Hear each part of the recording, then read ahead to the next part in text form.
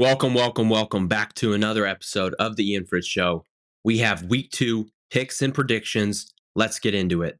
Whoa, he has trouble with the snap, and the ball is free. It's picked up by Michigan State's Jalen Watts Jackson, and he scores on the last play of the game. Unbelievable. 35, 40, 45, 50, 45. There goes Davis. Oh, my God. Davis is going to run it all the way back. Auburn's going to win the football game. Auburn's going to win the football game. He ran the missed field goal. We're just going to jump right in. We have Appalachian State at Clemson. Okay, Clemson, 17.5-point favorite here. Look, I debated on this game right here. Look, I love me Appalachian State. I've been there. I've been to Boone, North Carolina. I've seen that field. Now, they're not going to be in Boone, North Carolina. If they were, I think this is a hammer for Appalachian State, okay? But since they're going to be in Death Valley, since they're going to be in South Carolina, I'm thinking here, guys, give me the Clemson Tigers to win this football game, and I like them to cover. I like a big bounce back game for Cade Klubnik and company down there in Death Valley, okay? Next game up. I could talk about this one later. I could talk about it right now, but I'm going to talk about it right now. Start the video off with a big football game.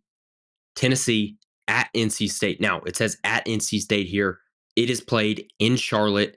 Technically, neutral site game. However, if you know anything about geography, it's not a neutral site game. So we have Tennessee -8 at NC State. NC State struggled last week. Struggled. They got it going in the second half. They figured some things out, and they pulled away late in that game to win. However, Tennessee, they didn't struggle. If you remember last year, they played Austin Peay that first week. Tennessee did, and it was a struggle bus. They almost lost to Austin Peay. And you don't want to be losing to Austin Peay, okay? Nobody wants to be doing that. But Tennessee almost did last year. However, this is a different team. Because you have Nico Iamaleava. I'm saying it wrong. Doesn't matter. Nico. He's going to be known from that here on out in this channel on this show. Nico. He's at the quarterback position for Tennessee. The guy's about 6'15".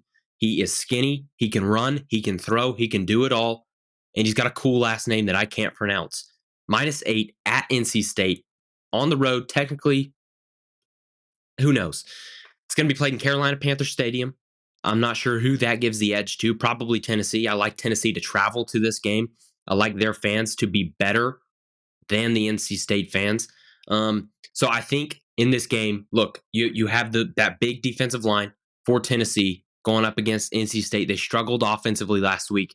I like James Pierce Jr. to eat. I think he's probably going to have 1-2 sacks maybe in this game for Tennessee. So that's something to watch out for in this game. This is the night game on ESPN, so everybody's going to be watching this football game. So I like that from Tennessee defensively. Offensively from Tennessee, Nico. I think he's going to be slinging it all over this football field. However, NC State, they got a pretty good defensive line. Is that front 5, 6, whatever? Can Nico make the pass protection what he needs it to be? Can he have a guy slide in when he needs to? Is he too young to do that? I don't think he is. I think he's smart enough. He's definitely tall enough to see these guys coming right at him, okay? With all of that being said, I'm going to take Tennessee Volunteers to cover this football game, which by that, they win this football game by more than 8 points. I like the Tennessee Volunteers in this one. I was about to say big, but I'm not ready to say they're going to win it big. They could, but I'm not going to say big just yet. But I like them to cover the 8 points here at NC State. Technically not at NC State.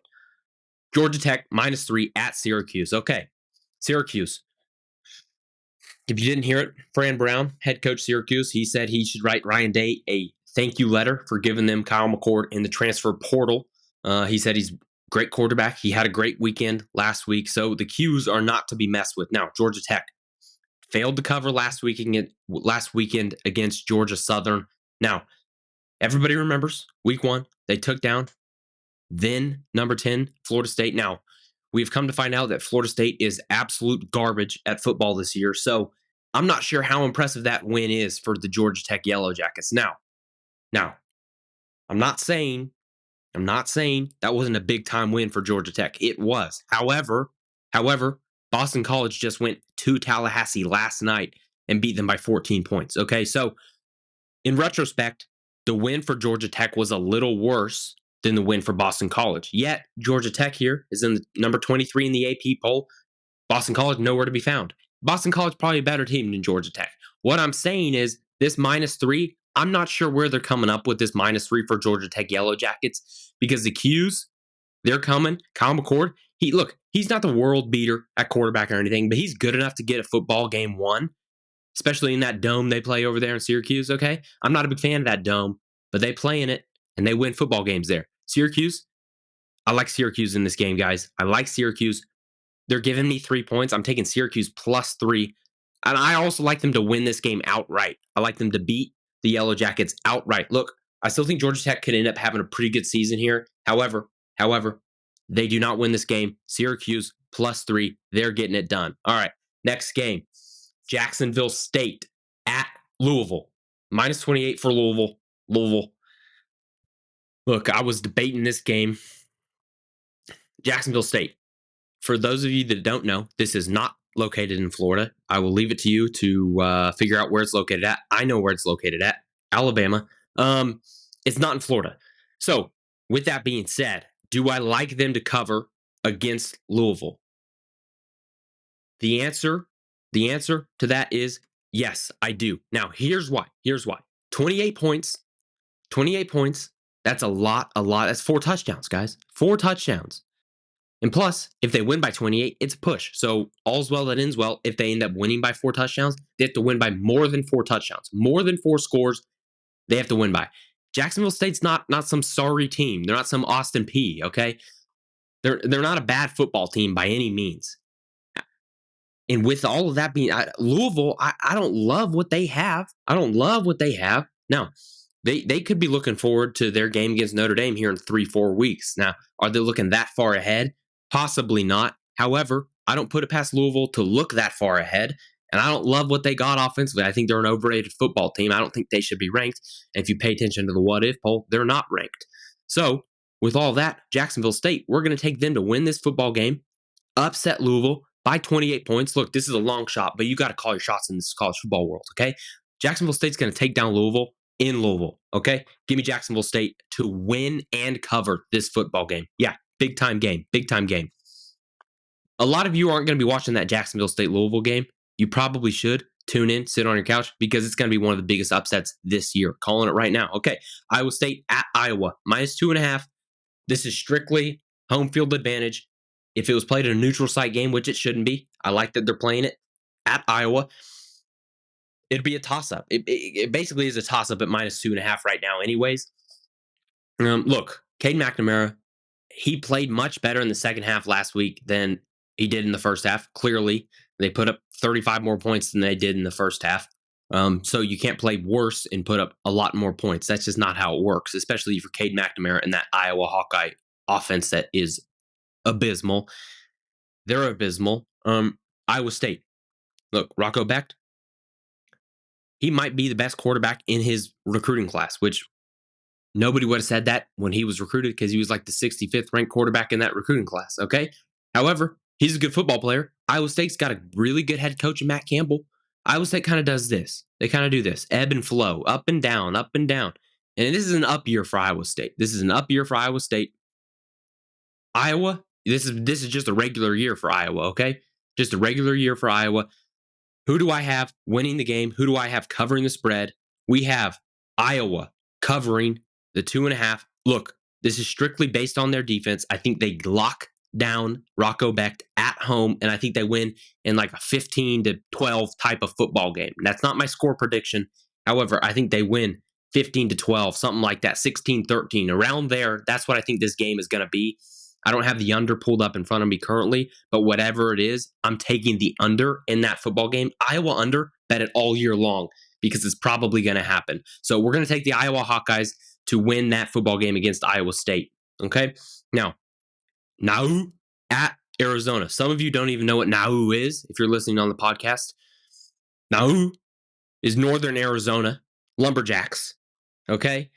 Kind of a cool logo, but also kind of not. I like the outline being a nice little axe. Look, I didn't even know the northern part of Arizona had a football team until this football game was scheduled. So, with that being said, there's no line on this football game. That tells me, boop, boop, boop, Northern Arizona is a horrible football team. They're outmatched, outgunned.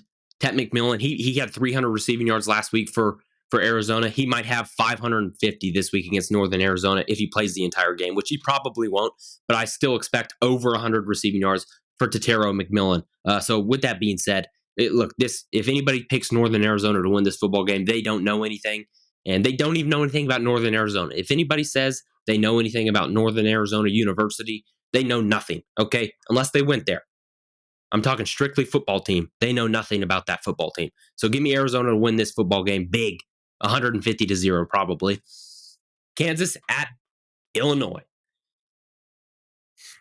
This look, Kansas favored by 5 points here. This was a really hard game to pick because Illinois, they're not some slouchy football team. They're not a bunch of scrubs out there. However, however, Kansas is coming to town. I love Jalen Daniels. I love Jalen Daniels. He was my dark horse Heisman, double dark horse Heisman, and he's healthy. And he's healthy. That Kansas Jayhawk team is healthy. Give me the Kansas Jayhawks to win this football game and cover the 5 points. Moving right along. Nichols at LSU. Don't need to spend any time on this one. We're taking LSU. There's no spread. Give me the LSU Tigers.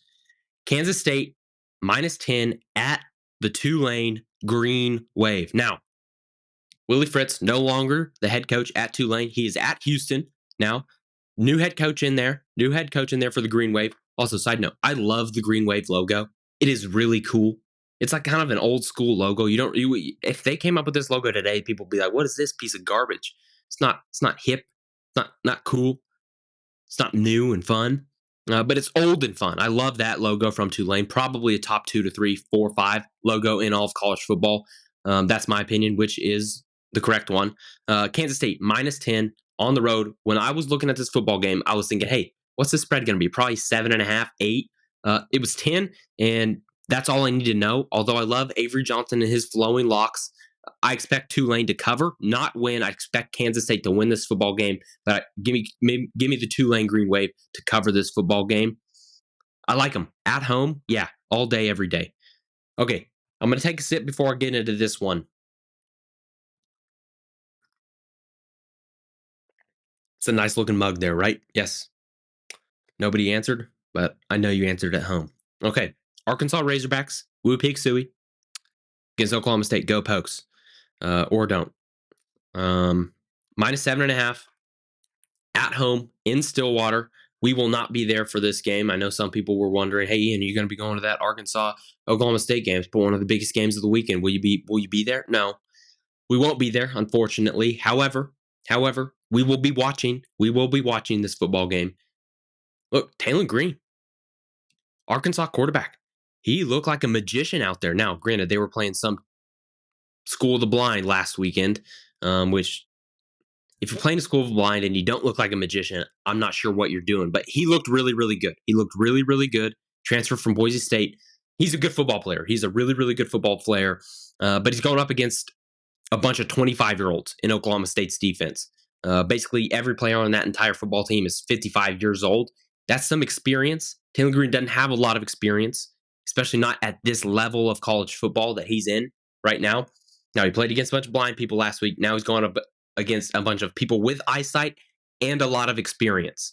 Eyesight, a lot of experience equals good football team, and it equals nightmares for Taylor Green. I expect Oklahoma State to win this football game.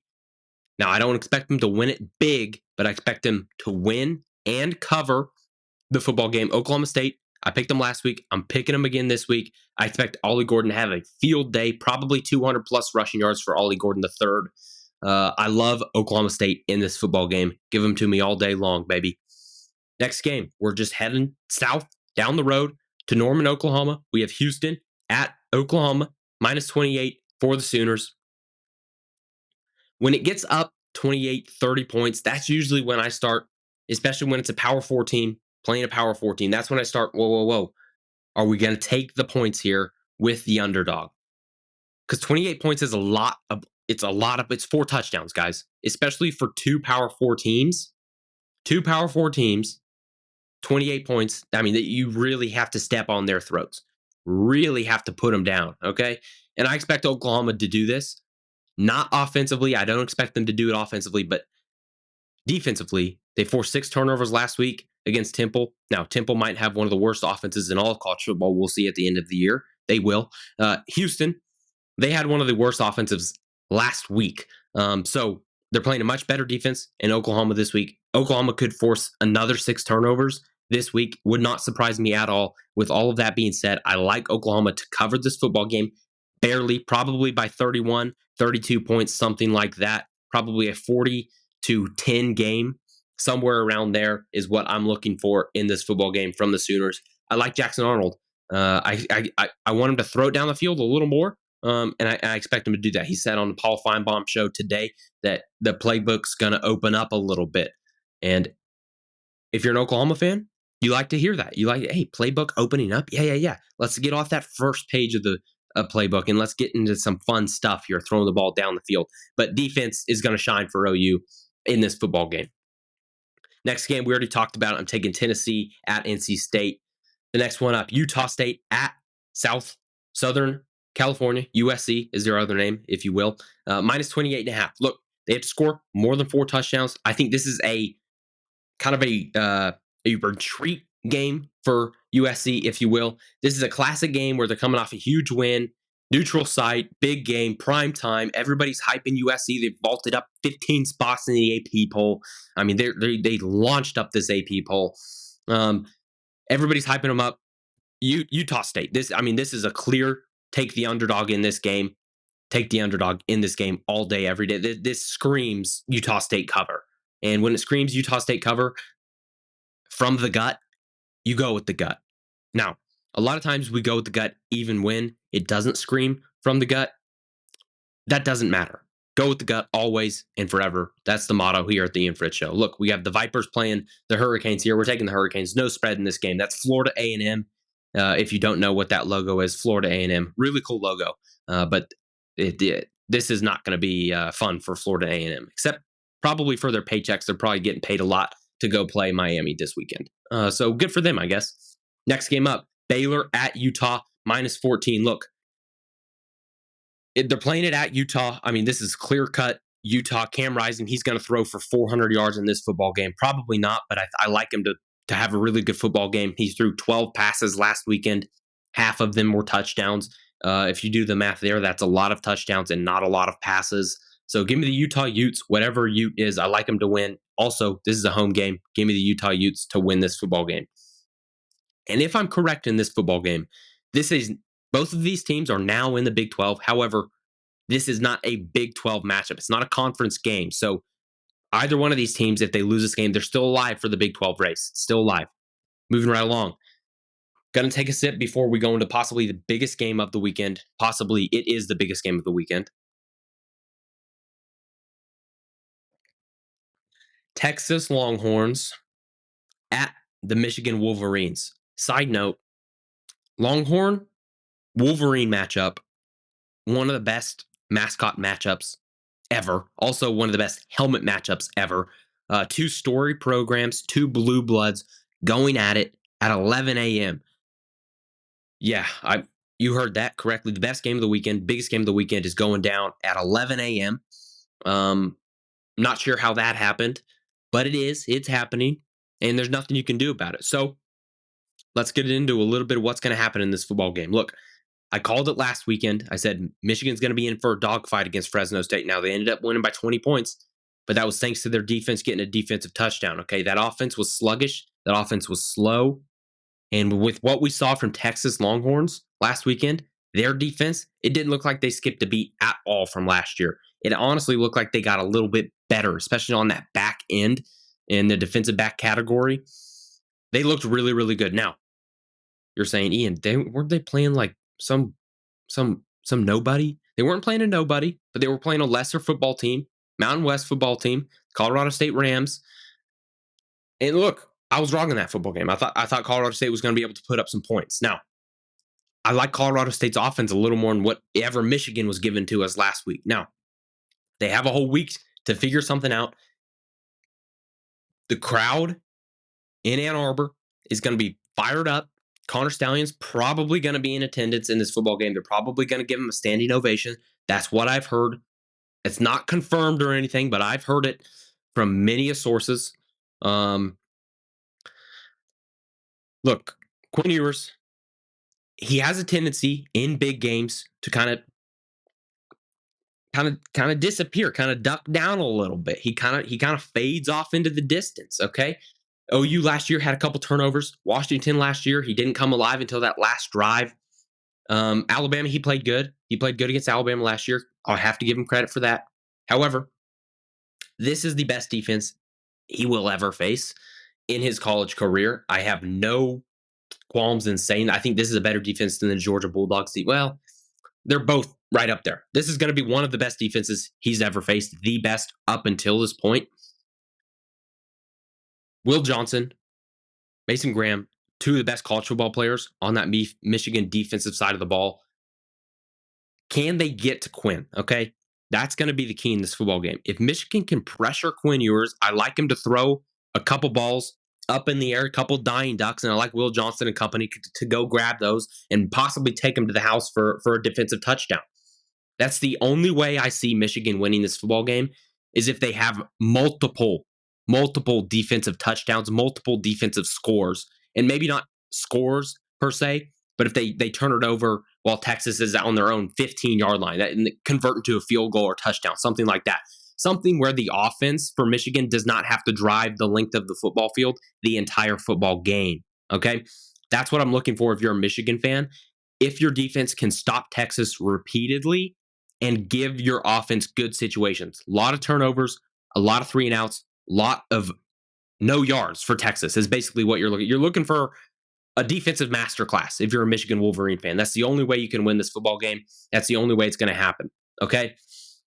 Now, Texas, you're a better football team. No doubt in my mind, you're a better football team. And that is why, no doubt in my mind, the only way I see Michigan winning the football game is if they have a couple of defensive scores.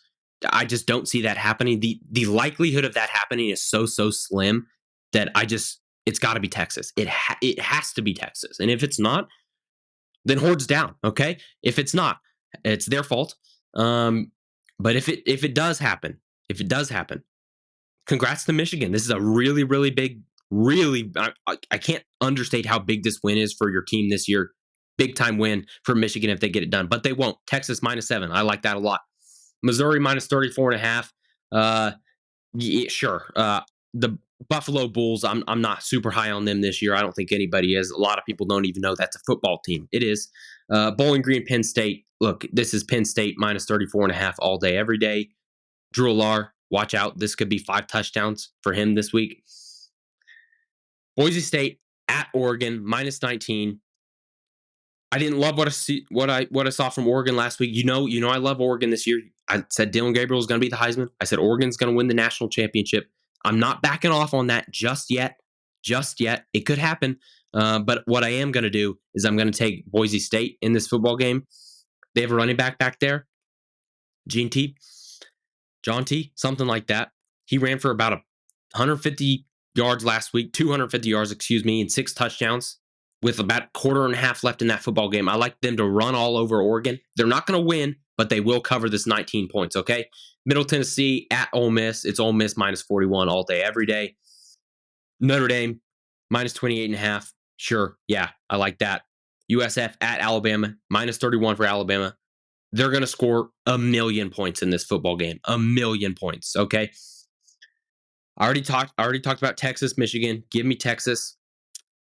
And this could change. This is one of those games where I'm flipping back and forth. This could change. It won't, though. It won't. Western Michigan, another Connor Stallions team here at Ohio State. Look, Ohio State, I picked them not to cover last weekend. They didn't. I like them to cover this week. -38.5. That's a lot of points, but Western Michigan is not a very good football team. And the number one team in the country, Georgia, playing Tennessee Tech. Didn't even know Tennessee Tech was a football team.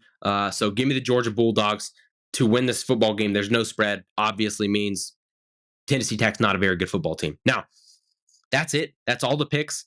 Last week, we went 16-4. Really, really good week to start the year. Really good week to start the year. Now, this week, there's more spreads. Harder games to pick. That's what that means. Okay. But I like us to have another winning record. That's what we do here at the Ian Fritz Show. Thank you guys so much for watching. We'll watch a lot of football this weekend. Let's have fun. Thank you for watching. I love you guys. We'll see you in the next one. Bye. He has trouble with the snap, and the ball is free. It's picked up by Michigan State's Jalen Watts Jackson, and he scores on the last play of the game. 45-40, 45-50.